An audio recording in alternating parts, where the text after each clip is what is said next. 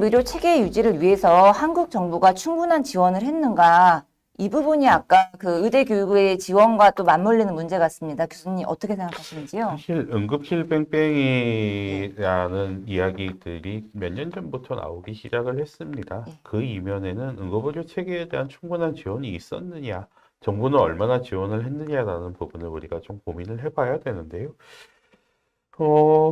이게 우리랑 의료 체제가 굉장히 비슷하다고는 일본의 사례를 좀 보겠습니다. 119 구급대원 수가 우리나라에 약 1만 4천 명 정도 됩니다. 그러면 일본 전체 통계는 없고요. 도쿄도에는 몇 명 정도 있을까요? 4만 명 정도 됩니다. 우리나라 전체에 있는 119 구급대원보다 한 개, 일본의 한 개 도쿄도 수도긴 하지만 있는 구급대원 수가 우리보다 훨씬 많습니다. 그러면 응급의료 기관 수는 어떨까요? 한국의 전체 응급의료기관, 번영응급의료센터, 지역응급의료센터, 그다음에 지역응급기관까지 합쳐서 400개에서 500개 정도 된다고 알려져 있습니다. 근데 오사카 부 전체에만 권역응급의료센터급의 응급의료기관 16곳, 기타 응급실이 284곳. 뭐 우리나라 전체에 가까운 전체 75%에 가까운 게 한 시도, 그러니까 오사카 지역에만 한 곳에만 그 정도로 존재하고 있거든요. 그러면 이런 부분들에 대해서 국가는 지원을 정말 하지 않았느냐? 보면 사실은 지원을 했습니다. 2002년 전후로 응급의료 체계를 개선하기 시작하면서 지원금을 주기 시작을 했고요. 그러면서 여러 가지 지원들을 했습니다. 권역응급의료센터를 지을 때는 시설비도 임대해주고 장비비도 대출을 해주고 등등의 시설들을 했고, 그다음에 뭐 지원금도 지급은 하고 있습니다. 그게 이제 교통사고 쪽에서 나오는 비용의 일부를 응급의료 기금으로 만들어서 그 기금을 가지고 지급을 해왔는데, 말씀하신 것처럼 절대 수치가 너무 차이가 나죠. 그러면서 어느 순간인가부터 시설 비용과 장비 비용에 대해서는 기금에서 지원하지 않게 되었습니다. 단지 인건비에 대해서 일부 지원을 할 수 있게 규정이 바뀌었고요. 그렇다고 보면 얼마나 지원을 받고 있느냐 보면 저희 기관이 권역응급의료센터인데 작년에 2억 정도 지원받았습니다. 1년에 2억이에요. 권역응급의료센터 한 곳에 경제적 지원이 2억입니다. 그래서 이걸 가지고 어떻게 응급의료 체제를 유지하라는 건지 사실은 이해는 가지 않습니다. 그러다 보니 배우진료과에 대해서 충분한 수당을 지원할 수도 없고, 나와서 야밤에 나와서 응급수술 하시는 분들을 충분히 지원할 수 없습니다. 또 충분한 인력을 유지할 수도 없고, 그러다 보니 한국 응급의료 체계의 현재 위기는 사실은 응급의료 자체의 문제라기보다는 그 필수 진료 과목들, 소위 얘기하는 바이탈을 다루는 진료 과목들의 중요한 의사들의 배후 진료가 무너져 가고 있는 것이 근본적인 위기라고 할 수 있습니다. 예, 이런 그 배후 진료 과목이나 뭐 응급의학 자체의 지원율을 높이기 위해서는 어떠한 사법적인 보호가 필요한지 또는 어떤 우리가 윤리적인 보호가 필요한지 이런 부분에 대해서 좀 말씀 부탁드리겠습니다. 아까 이제 권윤호 교수님 응급의료법에 이제 응급의료진을 보호하는 법 규정이 있다 그랬는데요. 사실은 거기는 이제 우리가 형의 감면 조항인데 그게 이제 법적으로는 임의적 감면이냐 필요적 감면이 구분이 됩니다. 임의적 감면은 판사가 재량에 따라서 하는 거고요. 필요적 감면은 반드시 해야 되는 겁니다. 근데 응급의료법에는 이제 임의적 감면으로 돼 있는데 아까 그걸 적용하는 걸 못 봤다. 결국은 이제 판사님께서 그걸 재량을 행사하지 않고 적용을 하지 않는 게 이제 일부 있는 거죠. 그래서 우리 판사님들이 이렇게 가만히 우리나라 판결을 보면요. 약간 그 사후에 에헴 하는 이런 판결이에요. 중요한 거는 현장에 있는 의료진들이 그때 얼마나 합리적으로 일을 할 수 있느냐 이런 관점으로 판결을 해야 되는데 그게 아니라 마치 의사를 벌 주면 뭐가 잘 될 것처럼 오해를 하시는 거죠. 그래서 문제가 뭐냐면 오히려 그래서 시스템이 파괴가 되는 거거든요. 그러니까 이제 현장에 있는 의료진들이 적시에 어떤 판단을 했을 때 이게 그걸 법적으로 보호해줘야지 그 시스템이 유지된다는 생각을 하는 게 아니라 좁게 환자 의사 관계에서 의사를 벌주면 마치 정의를 실현하는 것처럼 오해를 하시는 게 있습니다. 그래서 결국 형사하고 이제 민사 책임이 두 가지 법적 책임을 완화시켜줘야 되는데요. 이게 이제 의료 체계하고 밀접한 관련이 있는 거예요. 예를 들어서 영국 같은 경우에요.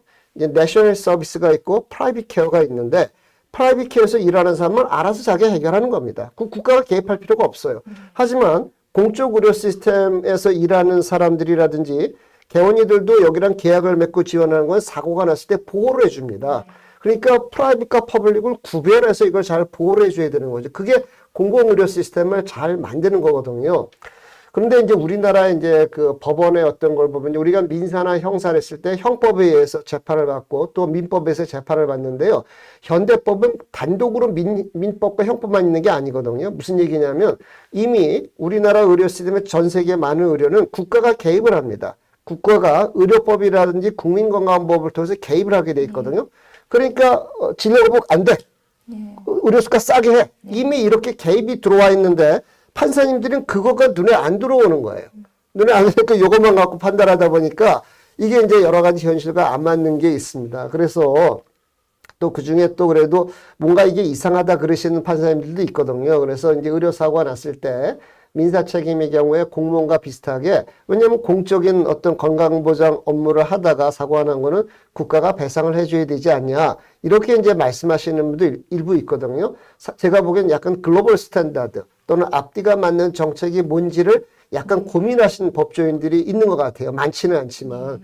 그래서 아까 같이 그 두 가지 책임이죠. 형사적인 책임은 어떻게 재량이 있는데 재량을 행사 안 할 때는 입법적인 조치를 해야 됩니다. 그래야 이제 가능한 거고요. 민사 책임에서는 그런 식으로 아까 국가배상법이라든지 이게 제가 뭐 성형수술이라든지 여드름 치료를 보호해주라는 얘기가 아니거든요. 이제 정말 환자들한테 필요한 공공의료와 관련돼서 거기에 헌신하는 의사들은 보호를 해줘야 된다. 그런 말씀을 드리고 싶습니다. 예, 맞습니다. 최근에도 맥페란 사건이라고 해서 맥페란 환자가 구토해서 와서 필요해서 썼는데 그 결과가 뭐 환자분이 더 게이트가 문제가 되거나 뭐 환자분들이 뭐 이렇게 컨디션이 좋아지지 않았다. 이것의 책임을 의사에게 묻는 형법적인 책임을 묻는 사건 때문에 저희가 필수 의료에 근무하는 많은 의사분들이 낙심한 사건이 있었습니다. 이러한 보호도 좀 필요할 것 같습니다. 이 부분에 대해서 미국에는 어떤 명확한 기준이 좀 있으신지 뭐 좀 한번 비교를 해서 설명을 해주셨으면 좋겠습니다. 네. 네. 미국 같은 경우에는 이제 방금 아까 말씀드렸던 그 형사고발 예. 쪽에 대해서 잠깐 좀 돌아가서 말씀을 드리면요. 거기에 대해서 일반적으로 형사든 민사든 네. 이제 환자가 어떤 치료에 만족하지 못하고 네. 소송을 걸 때가 있는데 그런 경우에는 그 전에 소송에 들어가기 전에 어떤 컨플릭이 있지 않습니까? 예. 환자가 동의하지 않는 예. 그 결과에 대해서 혹은 과정에 대해서 동의하지 않는 컨플릭이 있는데 그 과정에 이르기까지의 한국의 경우에는 많은 경우에 의료 윤리가 예.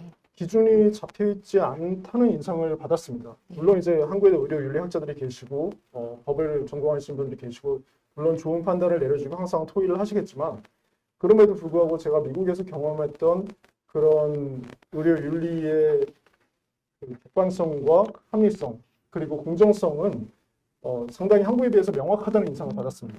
예를 들면 가장 대표적인 게 이제 DNR 오더가 환자가 동의해서 DNR을 받아놓고 그리고 CPR 상황이 있는데 DNR 리서치테이션 하지 않아서 환자가 돌아가신 경우에 이제 보호자께서 네. 이제 고소를 진행하겠다 하는 경우가 그런 거고요. 보람의 병원 사건도 사실 거기서 나온 거고 많은 경우에 저희 한국에서 이제 선생님들 말씀을 들어보면 환자가 의사결정을 스스로 할 수 없는 상황이 됐을 때 과연 누가 결정을 해야 되느냐 이런 문제를 가지고도 고민이 많고요. 수혈을 해야 되느냐 이분이 뭐 종교적인 신념을 가지고 있는데 이런 경우도 있고요. 이제 그런 많은 의료 현장에서 소송으로 많이 이어지는 그런 문제들에 대해서 미국의 경우에는 상당히 확실한 그런 디시전 트리가 정리되어 있습니다. 그러니까 예를 들면 환자가 스스로 의사결정을 할 수 있을 때는 환자의 결정에 따르게 돼 있어요. 보호자들이 뭐라고 말하든 간에. 그럼 환자가 의사결정을 할 수 없을 경우에는 어떤 보호자한테 먼저 가느냐의 순서도 정해져 있습니다. 예. 예, 그런 식으로 명확한 디시전 트리를 가지고 있고 그 트리에 대해서 그 결정 단계 과정과 그 결과에 대해서 대부분의 사회 구성원들이 동의를 하고 있고요. 예, 그런 컨센서스가 이루어지는 것이 또 중요한 저희 발전의 요소가 아닌가 싶습니다. 네. 예, 교수님 그리고 또 한 가지 더 질문 드리고 싶은 게요. 정부가 최근에 의료 사태에 대해 전공의들에게 취하고 있는 강경 대응 상황에 대해서도 조금 문제점이나 이런 의견을 제시를 해주셨으면 좋겠고요. 최근에 이제 전공의들이 이러한 일방적인 정부의 의대 증원 정책에 반발하는 의미로 자발적인 사직을 강행을 했는데요. 사직조차도 허용이 되지 않고 사직 금지 또는 업무 개시 명령 이런 우리가 헌법에도 직업의 자유가 있는데 이러한 것들이 제한되는 거 아니냐 이러한 해석도 있습니다. 어떻게 생각하시는지요? 그게 사실은 이제 어떤 이제 모 법조인께서 이제 전공의들이 여러 가지 이제 그 사직을 하고 나가는 그런 과정을 보면서 우리나라가 민주공화국인데 네. 그런 일들이 공화국의 시민으로서 적절하지 않다 이런 말씀하신 적이 있습니다. 근데 공화국인 우리가 만든 게 아니죠. 서구 민주주의 국가, 특히 프랑스 같은 경우에 프랑스 혁명을 통해서 근대적 의미의 공화국이 만들어진 거거든요. 프랑스 의사들 파업 안 하나요? 파업하죠. 단체 행동 다 합니다. 유럽의 많은 의사들이 단체 행동을 하죠. 단체 행동을 하는데 우리나라처럼 구속을 시키겠다, 뭐 면허를 박탈하겠다 그런 얘기는 들어본 적이 없습니다. 근데 참 이게 정부의 고위 관계자들이 왜곡을 많이 하는데요. 예를 들어서 이제 뭐 차관께서 무슨 얘기를 했냐면은 이게 의사들이 이렇게 단체 행동을 하고 그러는 게 세계의사회 윤리 규정에 위배가 된다. 이런 말씀을 하셨어요. 그 상당한 왜곡이거든요. 그래서 이제 세계의사 회장님께서 그렇지 않다. 단체 행동을 하는 건 의사들의 권리인데 한국 의사들의 이렇게 보니까 그 위배됐다고 보기 힘들다라고 반박을 하신 적이 있습니다. 정확히 표현하면 어떤 거냐면요. 일단은 기본적으로 단체 행동을 할 권리가 있다. 그런데 의사는 다른 직종하고 다르게 조심해야 될 부분이 있다 이런 겁니다. 당연하겠죠. 응급환자라든지 중환자 같은 게 당연히 조심해야 되는데 정부 관계자들이 앞에 걸 빼버리고 얘기를 하는 겁니다. 단체 행동할 권리가 없다 그러면서 뒷부분만 가지고 얘기를 하는 거거든요. 우리나라의 법조인들도 글로벌한 스탠다드를 잘 모르시는 거죠. 오히려 프랑스 같은 데 가서 의사들이 단체 행동을 공화국의 어떤 시민으로서 잘못된 거 아니야? 그러면 그쪽에서는 아니 공화국은 사실 평등의 이념에 기초한 건데 모든 사람이 단체 행동을 할 권리가 있는데 의사만 단체 행동을 못해? 그럼 처벌해. 그거 공화국의 이념에 위배되는 거 아니야? 저는 이렇게 말할 것 같습니다. 그래서 그런 부분들이 굉장히 문제고 초창기부터 젊은 우리 전공의들한테 구속을 시키겠다. 면허를 박탈, 이게 굉장히 심각한 겁니다. 왜냐하면요. 우리나라 의료법에 따르면 면허를 박탈한다는 건 단체 행동이 면허 박탈 사유가 안 되거든요. 면허가 박탈이 되려면 형사 재판을 받고 금고 이상의 형을 받아야 면허가 박탈하게 된 겁니다. 그런데 행정부에서 그런 사법적인 판단에 대해서 구속 수사를 하겠다 이런 거는 헌법을 위반하는 겁니다. 예를 들어서 검찰을 대통령이 검사한테 재구속시켜. 그런 나라가 우리가 원하는 나라인가요? 절대로 아니죠. 그건 별도로 검사가 판단해야 될 문제고 면허를 박탈하는 그런 것도 재판부가 사법부가 판단할 건데 그거를 행정부 관료들이 나와서 구속 수사를 하겠다, 면허를 박탈하겠다 그러면은 헌법 체계를 뒤흔드는 겁니다. 그리고 전 더 놀라운 건 사직서 수리 금지 이런 건데요. 우리가 어떤 직을 갖다가 자기가 선택하고 하는 건 정말 헌법적인 자유권적인 기본권에 해당이 되는데 물론 법에 따라서 그거를 일부 제한할 수 있을지 모르겠지만 저는 그런 법은 거의 본 적이 없고요. 더 중요한 거는 정부가 내린 조치가 아주 추상적인 그 업무 개시 명령 또는 뭐 지도 명령 이런 거에 근거해서 복지부 장관이 마음대로 내렸다는 겁니다. 사실은 그 복지부 장관이 어떤 뭐 법에 명확한 근거도 없이 그냥 추상적인 조항을 가지고 개인의 이직의 자유를 제한한다는 건 민주주의 국가에서 제가 보기에는 용인될 수가 없는 일입니다. 그런데 이제 아직까지는 그 부분에 대해서 여러 가지 법적인 판단이 안 일어나서 우리가 아직 잘 모르는데 결국엔 이런 문제들이 직권남용의 문제라든지 또는 뭐 손해배상의 문제라든지 이 공권력을 무리하게 행사된 것에 대해서 공직자들한테 적절한 법적인 책임을 물어야 된다. 그래야 다시는 이런 일이 반복되지 않을 거다라고 저는 생각합니다. 네, 교수님 그리고 우리 법조계 교수님 나오셨기 때문에 한 가지 더 질문 드리자면 최근에 이러한 그 의정 갈등이 4개월을 넘어가면서 이제는 더 이상 두고 보지 못하겠다 개헌이들이 나서기 시작했거든요. 그래서 이번에 6월 18일 날 하루 단기 휴진을 하고자 했던 선생님들이 많습니다. 근데 이제 휴진의 시작 전부터 정부가 업무 개시 명령이다, 뭐 휴진 파업 금지다 이런 초법적인 명령을 하는데 과연 이게 어느 것이 맞는 것일까요? 휴진을 할 수 없는 걸까요? 개인 자영업자가? 글쎄 저는 이제 우리나라 정말 놀라게 되는데요. 특히 지금 정권에서 법을 뭔가 그 신중하게, 특히 형법 같은 것들은 행정 처벌하는 거는 신중해야 되거든요. 그런데 어떤 해석의 극단을 가지고 그 법을 상대방을 괴롭히는 그런 용도로 사용하고 있다는 인상을 많이 받게 됩니다. 우리가 사실은 이제 우리가 이제 의료계는 복잡하죠. 이제 그 뭐 사직이냐 파업이냐 여러 가지도 신분이 여러 가지가 있는데요. 예를 들어서 노동자, 근로자의 경우에 우리가 파업이라는 거를 파업권을 이제 우리 헌법에서 인정해주고 있는데 근로자가 이제 파업을 하면 어떤 문제가 발생하냐면 사용자한테 재산상 피해를 줄 수 있습니다. 그럼에도 불구하고 사용자와 근로자 간의 균형을 맞추기 위해서 예외적으로 다른 사람한테 직접적인 피해를 줌에도 그걸 헌법적으로 어느 정도 보장을 해주는 거거든요. 그런데 우리 같은 이제 개헌이 같은 경우는 자영업자잖아요. 자영업자가 자기가 뭐 휴진하겠다 그러면 거의 자해를 하는 겁니다.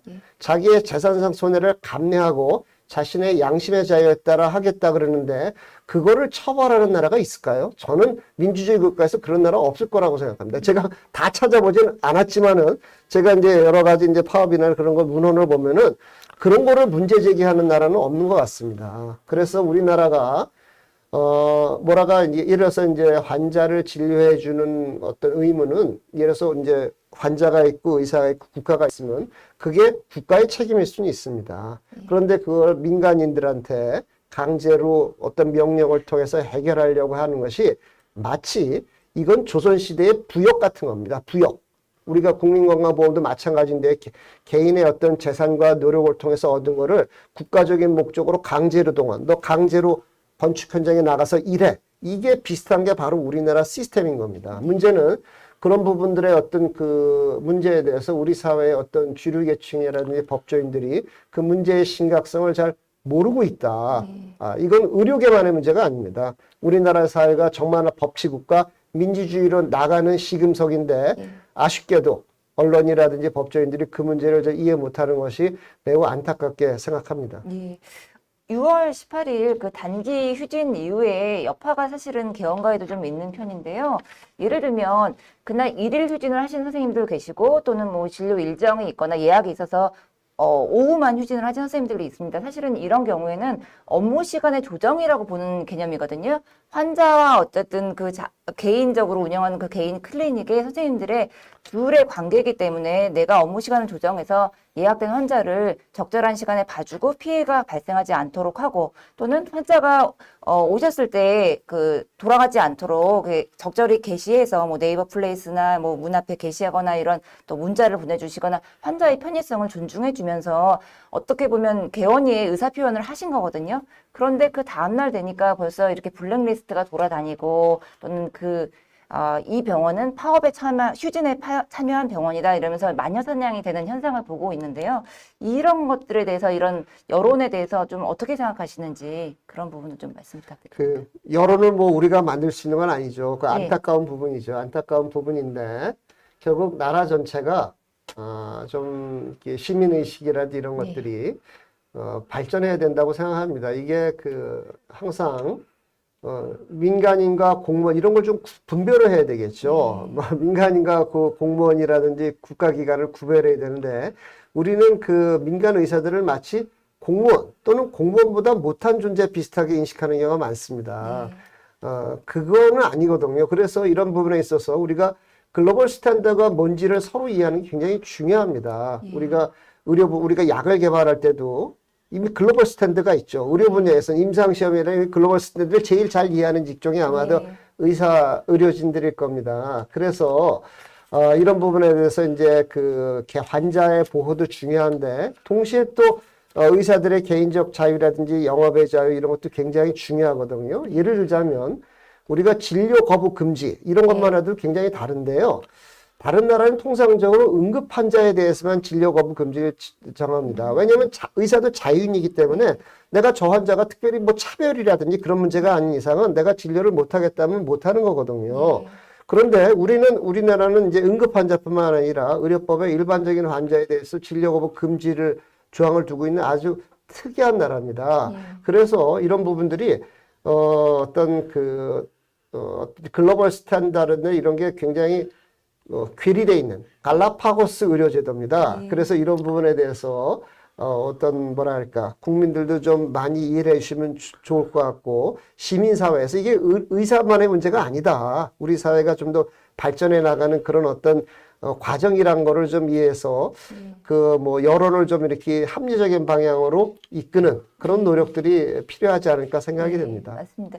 사실은 개헌가가 굉장히 열심히 일을 하고 있다고 생각을 하고 있고요. 어떤 1차 의료 체계로서 이런 국민의 건강을 지키는 역할을 하고 있고 2020년 통계 기준으로 해서 1년에 365일 중에 289일을 문을 열고 진료를 하신다.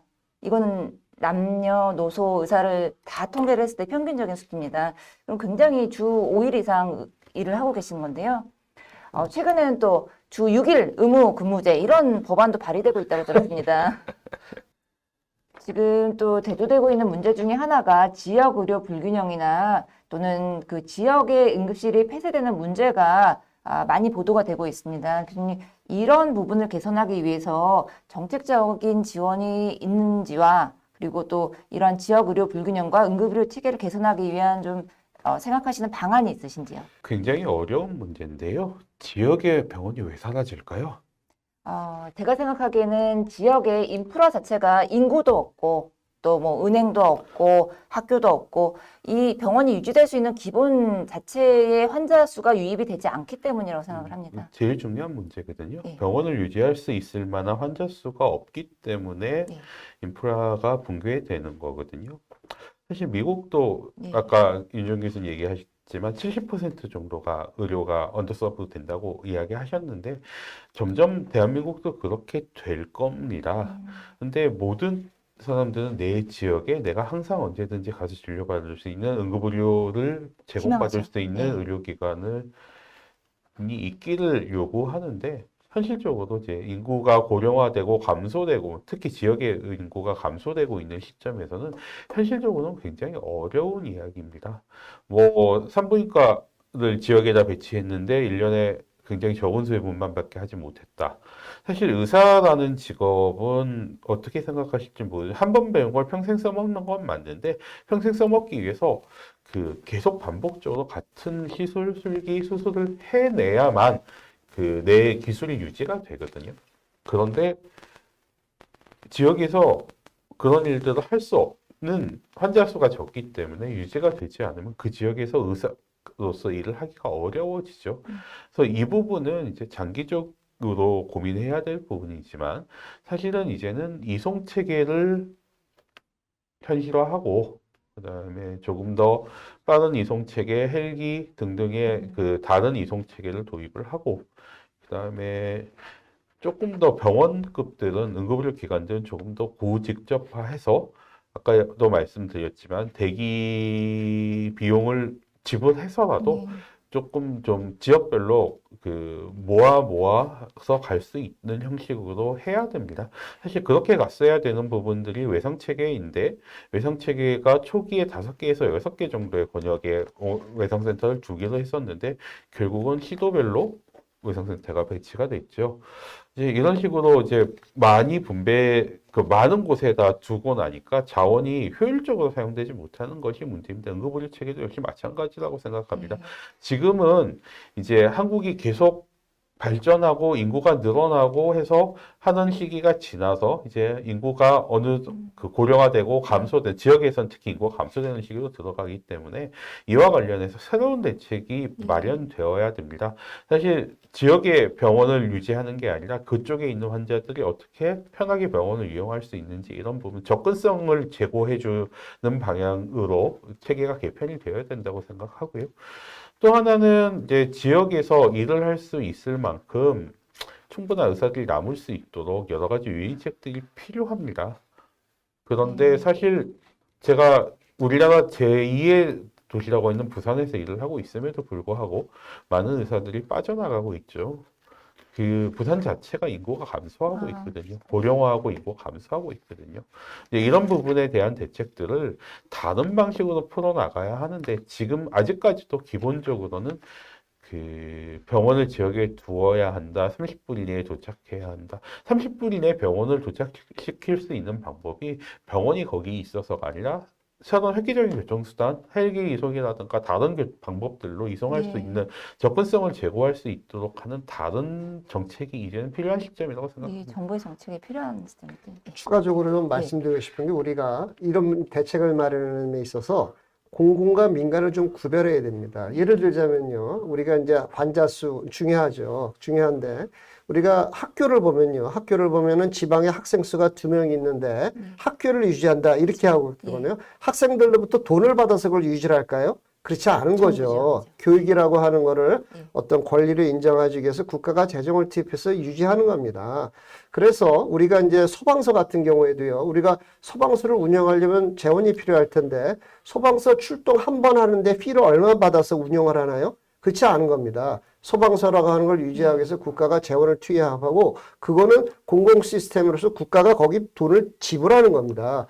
예를 들자면 제가 이렇게 뉴스위크지에서 해마다 이제 월드 베스트 하스피탈을 이렇게 뽑는데 이렇게 찾아보다 보니까 7인가 어디에 랭크된 게 캐나다의 토론토 제너럴 하스피탈이라고 있는 상당히 네. 높은 순위입니다. 높은 순위인데 그 재원이 어디서 나오냐 했더니 캐나다 보건부로부터 연간 2조 4천억인가 이렇게 지원을 받는다고 되어 있습니다. 그러니까 우리나라 시스템이 굉장히 특이한데요. 공공의료기관마저도 행위별 수까지 베이스로 하기 때문에 환자가 없으면 유지가 되지 않는 시스템으로 되어 있는 겁니다. 공공의료기관이 정말 필요하다면 국가가 그거는 환자와 무관하게 환자가 없는데도 유지해야 돼라는 정책적 결단이 있으면 그거는 정부가 재원에서 유지를 해야 되는 거고요. 민간은 마찬가지로 만약에 행위별 수까지는 유리한다면 그거는 환자가 없으면 유지가 안 되겠죠. 그래서 이런 부분들이 지금은 우리나라는 공공도 마치 민간처럼 너 왜 환자 안 보느냐, 그 환자 안 보고 환자 수가 안 되면 유지가 못 되는 시스템. 민간에 대해서는 마치 공공의료기관처럼 여러 가지 의무를 부과하는 매우 이상한 구조인 겁니다. 그래서 각자의 역할에 맞게 각자의 책임을 지고 또 공공 시스템에 대해서는 정부가 확실하게 책임을 지는 이런 구조, 거버넌스 구조가 만들어지지 않으면 우리나라의 혼란은 계속될 거다. 저는 그렇게 생각합니다. 네, 좋은 말씀 감사합니다. 네. 사실 조금 첨언을 드리면은요, 네. 저는 공공의료기관에서 일을 해본 적이 있거든요. 제 인생에 좀 짧은 기간이었습니다. 그 전문의가 된 이후에 공공의료기관에 일을 해본 적이 있는데, 제가 그 공공의료기관을 그만둔 가장 큰 이유는 무엇이었을까요? 여기서 일을 하면 내가 가지고 있는 전문의로서의 실력이 갈수록 줄어들겠구나라는 공포감이었습니다. 네. 사실 공공의료기관은 효율성과 좀 거리가 멀죠. 그리고 꼭 필요한 부분들 유지를 해야 되는데, 이제 환자가 줄어들면 의사는 그런 공포감을 느낄 수밖에 없습니다. 내가 하루에 일을 하면서 한 달에 한두 번이라도, 한 달에 두세 건이라도 특정 시설, 위험한 시설, 어려운 시설, 수술을 해볼 수 있어야 되고, 그만큼 환자가 있어야 되는데, 그게 한 달에 한 번이 아니라 2달에 한 번, 석 달에 한 번, 1년에 한 번으로 줄어들게 되면, 거기에 있는 거기에 종사하고 있는 의사들 실력이 줄어들 수밖에 없거든요. 그러다 보니 이게 공공의료 체계의 영역에서 어느 정도 커버를 한다고 하더라도 지금처럼 내가 있는 시군구에 무조건 응급의료 기관이 있어야 된다는 개념은 이제는 좀 버려야 된다고 봅니다. 조금 넓은 권역에 묶어서 어느 정도 커버할 수 있을 만큼 인구가 되는 지역을 묶어가면서 거기에 공공의료 체계와 민간의료 체계가 잘 공존할 수 있도록 설계를 하고, 거기에서 이제 멀어지면 생기는 부분은 접근성을 개선하는 뭐 다른 이송 체계, 이송 수단을 만들어서 해결해야 된다고 저는 생각합니다. 단순히 공공의료 체계라고 해서 지역의 지방공사 의료원들 상황을 보면 잘 아시잖아요. 왜 거기에 의사들이 없습니까? 월급이 적어서 없나요? 많은 월급을 줘도 없습니다. 없는 이유는 사실은 의사로서의 어떤 디그니티를 유지하는 그런 부분들에 장애가 생기는 게 가장 큰 이유거든요. 근데 공공의료를 만들어놔도 환자분들이 왜 거기를 안 갈까? 사실은 저는 그것도 궁금하거든요. 제가 근무하는 성남시에도 성남시 의료원이라고 막대한 자본이 투자된 공공의료기관이 있습니다. 근데 환자분들이 거의 이용을 안 하시거든요. 그래서 그런 배경은 뭘까? 그분께서 공공의료기관에 계셨다고 하니까 질문을 좀 드리겠습니다. 조금 좀 재밌는 이야기를 해보면요. 네. 전 세계 어느 나라에 가도 네. 내셔널 허스피탈, 그러니까 국가가 운영하는 병원은 최고의 병원이라고 인정을 받습니다. 그렇죠? 대한민국은 그런가요? 아니죠. 보통 이제 민간 빅5라고 하는 서울대병원이 약간 공공기관에 가까운 곳이지만 거기를 제외하고는 사실은 대부분 민간 병원이죠. 왜 그런지를 조금 들여다봐야 되는데요. 글쎄요. 공공의료기관들이 정말 국민들한테 제대로 된 신뢰를 주지 못했던 게 아닐까요? 사실은 뒤집어 놓고 생각을 하면 대한민국 공무원들이 국민들에게 신뢰를 주지 못하는 것과 비슷한 이유가 아닐까요? 공공의료기관들이 가지고 있는 특유의 경직성이 국민들을 굉장히 힘들게 합니다. 거기에 오는 환자들이 힘들게 해요. 단지 거기에 오는 환자들은 내가 여기에서 밖에 치료받을 수 있는 경제적인 이유 때문에 치료받을 수 없는 이유가 아니라고 하면 가능하면 회피하고 싶어 하죠. 조금만 내가 경제적으로 여유가 있어도 민간병원 아니면 공공의료를 벗어난 대학병원에 치료를 받고 하고 싶어 합니다. 이유는 그 사람들의 니즈를 공공의료기관이 충족하지 못해줬기 때문이라고 생각합니다. 그 정부의 지원이 공공의료기관뿐만 아니라 이런 필수 의료의 영역에 있어서는 민간 병원이라 하더라도 이런 이제 대기 인력이나 이런 것들을 유지하는 시설을 유지하는 부분에 있어서는 정부의 지원이 필요하다. 그거는 공공재이기 때문에 이런 의견으로 요약을 해보면 될까요? 네, 그렇게 생각할 수 있겠습니다. 마지막으로 이제 공통 질문으로 마무리를 하겠습니다. 지금 현 의료 사태가 어떻게 해결이 될 것이라고 전망하시는지 또 문제 해결을 위한 조언을 좀 부탁드리고자 합니다. 교수님 돌아가시면서 한 번씩 말씀 부탁드리겠습니다. 참 어려운 질문이어서 뭐라 예. 갑자기 답변이 탁 막히는 것 같은데요. 예, 사실은 이제 이미 의대생들이라든지 전공의 이런 문제가 돌이키기 참 어려울 정도까지 왔습니다. 초창기에 해결이 됐어야 되는데 정부가 그거를 이제 붙잡고 있는 바람에 여기까지 온 거죠. 그런데 다만 이제 말씀드리고 싶은 거는 예를 들자면 의과대학생 같은 경우에 공부도 안 했는데 진급을 시키겠다. 이건 너무도 비교육적이고요. 의료인의 훈련을 받지 않았는데 의료인으로 내보내겠다. 몰상식한 겁니다. 그래서 이런 부분들은 정부가 무리하게 할 것이 아니라 파국을 최소화한다. 쉽게 얘기하면 뭐 전공의들도 만약에 금년에 수료를 못 받았으면 내년이라도 잘 받을 수 있게 서로 이렇게 좀 합의를 하고, 물론 그 전에 해결이 되면 좋겠지만은 만약에 그렇지 않다면 이 원칙에 맞게 각자가, 국가도 뭐 정책을 추진할 권한이 있고 각자도 거기에 반대해서 자기의 뭐 희생을 통해서 자기의 어떤 의사를 표현할 권리가 있는 거죠. 그러면 이제 그 부분들이 어우러져서 다만 사회 전체적으로 이제 이게 장기화되지 않도록 하는 노력이 좀 필요할 때가 아닌가 저는 그렇게 생각이 됩니다. 그래서 뭐 정부에서 사직세 수리 겸정을 2월이다, 6월이다 막 이런 얘기를 하고 있는데요. 그 6월에 하려는 게 이상한 거죠. 2월에 사직세 냈으면 적절하게 일정한 기간이 지나거나 그러면은 사직이 됐다고 하고, 다만 빨리 재계약을 통해서 이제 들어올 수 있는 전공의들은 들어올 수 있게 길을 열어줘서 이 파국을 최소화할 수 있는 그런 지혜가 있어야 되지 않을까 생각을 합니다. 예, 감사합니다. 사실 되게 어려운 질문인데요. 조금 비관적으로 말씀드리면 과연 해결할 것이냐, 해결할 수 있을 것이냐, 해결이 될 것이냐. 저희 전공의들을 수차례 만났습니다. 사실 저도 전공의가 10명이나 되거든요. 전공의들을 수차례 만났고요. 여러 가지 이야기를 해봤는데 이게 정부나 의협이나 그다음에 전공의 어느 한쪽의 노력만으로 해결되지 않을 거라고는 생각합니다. 그런데 기본적으로는 사실은 문제가 된 정책을 제로 베이스에서 다시 논의해야만 이 전공의들이 움직일 것 같다는 인상을 받은 게 아니라 전공의들 의견이 그렇습니다. 제로 베이스로 원점 재검토가 되어야 돌아오겠다 라고 이야기를 하고 있습니다. 근데 사실 정말 근거가 없는 정책이라는 데는 사실 많은 사람들이 이견이 이제는 없으시거든요. 심지어 국민들이나 언론들도 이제는 돌아서고 있죠. 정부가 너무 무리하게 정책을 추진하였다. 그러면 이제는 좀 뒤로 물러날 수 있는 계기가 필요한데, 글쎄요, 어떤 방식으로 사실 계기를 만들어낼 수 있을지. 사실 좀 기대했던 건 법원 판결에 최근에 기대를 했었는데 모두 다 기각당했죠. 공공복리란 이유로. 사실 굉장히 안타까운 일이라고 생각합니다. 그래서 사실 해결이 날 수 있을 것이냐, 어떻게 하면 해결이 어떤 식으로 끝나게 될 것이냐라는 부분에 있어서 사실 저는 개인적으로는 파국이 왔다. 돌이킬 방법은 없다. 저는 개인적인 의견입니다. 그 잘못된 정책은 되돌려서 원점 되논의를 하는 것이 가장 합리적인 방법이라고 생각하는데요. 2025년 교육부에서 정원이 발표된 이후에 이것을 되돌릴 수 있는가 없는가에 대해서 많이 논란이 있습니다. 교수님께 한마디 더 여쭙고 싶습니다. 이것을 돌릴 수 있는 건가요? 네. 글쎄요, 그 이제 사람이 하는 일인데 네. 그걸 되돌릴 수 없다. 정부의 모습을 보면요, 예. 어떨 때는 법을 막 들이댑니다. 예. 법을 그 극단으로 들이댑니다. 어떨 때는 법을 완전히 무시해요. 그래서 나는 진짜 처음 보는 현상인데, 네, 그래서 저는 사실은 아까 저는 되돌릴 수 있다라, 아직까지는 되돌릴 수 있다. 여러 가지 측면에서라고 생각을 하고 있는데, 한쪽에서는 또 이럴 때는 뭐 여러 가지를 들이대면서 되돌릴 수 없다라고 얘기하고 있지 않나 생각합니다.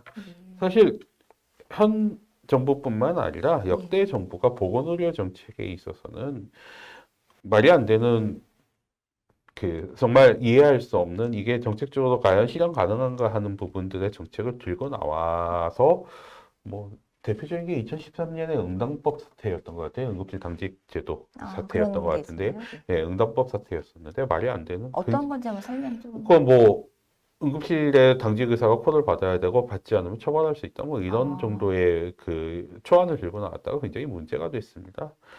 문제가 되고 나니까 해결하겠다고 이야기를 했는데 결국은 누구도 지킬 수 없는 예. 규정으로 법조문에 들어갔어요. 예. 그래서 사문화시킨 거죠, 그걸. 예. 이제 정부는 절대 한번 예. 앞으로 내밀었던 정책을 뒤로 물러나지 않았습니다. 현재까지. 이게 여론을 통해서 간을 본 정책들은 뒤로 물러났지만 자기 입에 떨어져서 시행된 정책을 뒤로 물러난 적은 없거든요. 그래서 저는 개인적으로 이 사태가 해결날 수 있을 것이냐, 해결이 될 것이냐는 부분에 굉장히 비관적으로 생각합니다. 교수님도 한 말씀 네. 부탁드리겠습니다. 네. 사실 저희가 이 논문을 쓴 게 2월 말이었습니다. 예. 그리고 란셋에서 억셉이 된 게 3월 중순이었고요. 예. 그래서 사실 그때 약간 사태가 잦아들어가는 느낌을 보이면서 제가 5월쯤에 잠깐 고민을 했었습니다. 에디터한테 이메일을 보내서 이거를 캔슬할까, 퍼블리케이션 위드로우 할까 고민을 했었는데 그렇게 또 해결이 안 되는 양상을 보여서 이제 출판을 하게 됐는데요. 저도 그렇고 권 교수님, 박 교수님도 그렇고 해결이 됐으면 하는 마음이 그 누구보다도 더 크지 않을까 저희가 그렇게 생각을 합니다. 그럼에도 불구하고 정말 이 문제가 단기간에 해결이 어렵다는 거에서는 저희 모두 동의를 하고 있고요.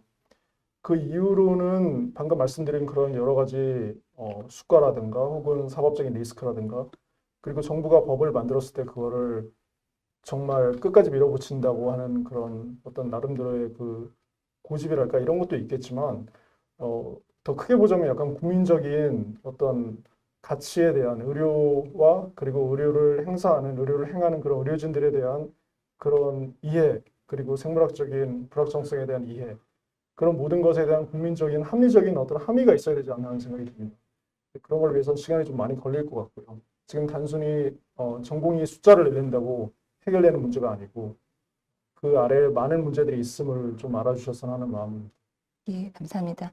교수님, 이제 오늘 그 란셋에 좋은 논문을 실어주신 세 분의 저자분들을 이렇게 한 자리에 모시고 좋은 이야기를 많이 들었습니다. 제가 생각했던 것보다 더 많은 전문적인 이야기를 들을 수 있어서 굉장히 좋은 시간이었다고 생각합니다. 저희 의료계가 오늘 말씀해주신 좋은 이런 정책들을 잘 정리해서 정부에 또 제안을 하고 합리적인 해결 방안을 만들도록 좋은 그런 자리를 만들어 보겠습니다. 저희가 어떤 교량 역할을 할 수 있도록 노력을 해보겠습니다. 또 교수님 앞으로도 좋은 의견 많이 내주시기 바랍니다. 감사합니다. 감사합니다.